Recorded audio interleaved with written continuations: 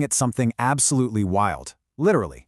It's an incredible feat of ecological engineering that is fundamentally changing how wildlife interacts with human infrastructure. But to really get why this is such a massive game changer, we kinda need to ditch the driver's seat for a minute and step right into the paws of a grizzly bear out in the American West. So just imagine for a second, you're a grizzly bear. Picture your perfect life out there in the wild. You're spending your days leisurely munching on ripe berries, completely unbothered. Sure, you've got to dodge some gluttonous, unsharing competitors, especially when the pressure is really on during Fat Bear Week, but generally speaking, you're living large as a 10 out of 10 goated forest dweller.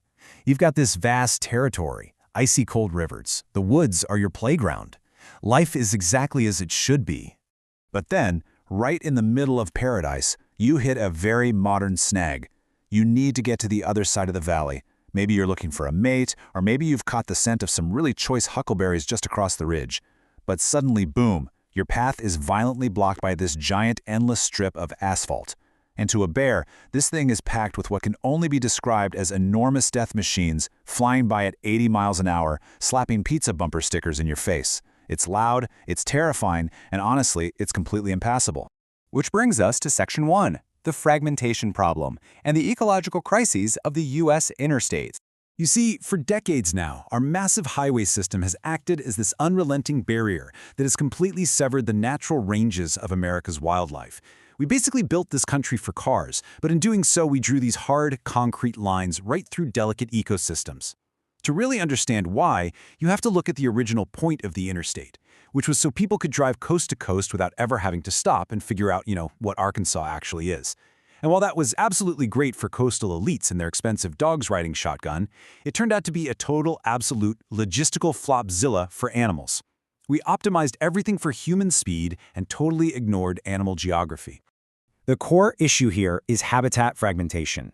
This is super important to grasp, because roads don't just cause tragic, fatal collisions when animals try to cross them. Over time, they do something way more insidious. They fragment the actual habitat. When a physical barrier like a massive, multi-lane highway cuts off a wildlife population, it literally splits their natural range in half.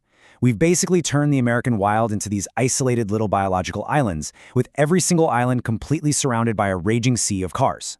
And this fragmentation kicks off what the source brilliantly calls a symphony of different problems. It's way more than just the immediate danger of getting hit by a vehicle. You get these cut-off wildlife populations that are literally trapped on those habitat islands. Because they can't cross the asphalt to find new territory or mates, it inevitably leads to inbreeding among the separated groups. This severely weakens their genetics, specifically threatening the long-term survival of species like the grizzly bear. It's this slow-moving, invisible crisis happening right next to our daily commute. Let's move on to Section 2, engineering a forest overpass. Designing fancy sky gardens. So how do we actually fix this giant, man-made math disaster? Well, the answer is a piece of infrastructure that is significantly cooler and vastly more complex than your standard highway overpass. Right now, highly engineered wildlife bridges are rising all across the Rocky Mountains. These are literal bridges for bears. They're being built right now in this massive, coordinated push to restore the grizzly's natural ranges that we severed half a century ago. We're finally building infrastructure for the original locals. Now, unlike a bridge for cars, which is basically just concrete and steel, engineering a forest overpass takes some very specific steps. First off, you have to build this massive overpass structure spanning right over a noisy traffic jam, like you'd see on I-76. Next, you cover that entire structure in tons of incredibly thick, heavy soil. And finally, you plant native vegetation and actual full-sized trees up there. The whole goal is to trick a bear, or hey, maybe a really confused elk, into thinking it's just the regular forest floor. It has to look, smell, and feel completely safe as they cross over the roaring highway down below. And that leads us to Section 3, reconnecting the American wild and fixing a mega-busted relationship. I want to be super clear here. These aren't just cute, feel-good projects designed to give us warm fuzzies. They are a vital, scientifically backed part of a much larger movement to fix our mega-busted relationship with the natural world. And honestly, there is serious momentum behind it right now. Organizations like Planet Wild have launched these really targeted, dedicated efforts. Take Mission 3.6, for example. They focus exclusively on funding and advocating for these American wildlife bridges. They're out there raising the capital, organizing the engineers, and pushing the legislation to make sure these massive ecological connectors actually get built where they're needed most. It's honestly a remarkable example of shifting our priorities, isn't it? Like, on one hand, we are incredibly good at using our severely efficient engineering skills to build 12-story subterranean parking cylinders or these congested corporate hellscapes like Breezewood, Pennsylvania. But on the other hand, we actually have the choice to take those exact same brilliant engineering capabilities and use them for reconnecting severed natural ecosystems for grizzly bears. It really just comes down to a choice. Are we going to keep paving over nature, or are we going to pave a way for it?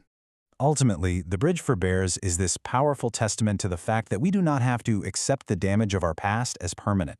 With enough funding, public will, and some seriously clever construction, we absolutely have the power to repair the habitats we once destroyed.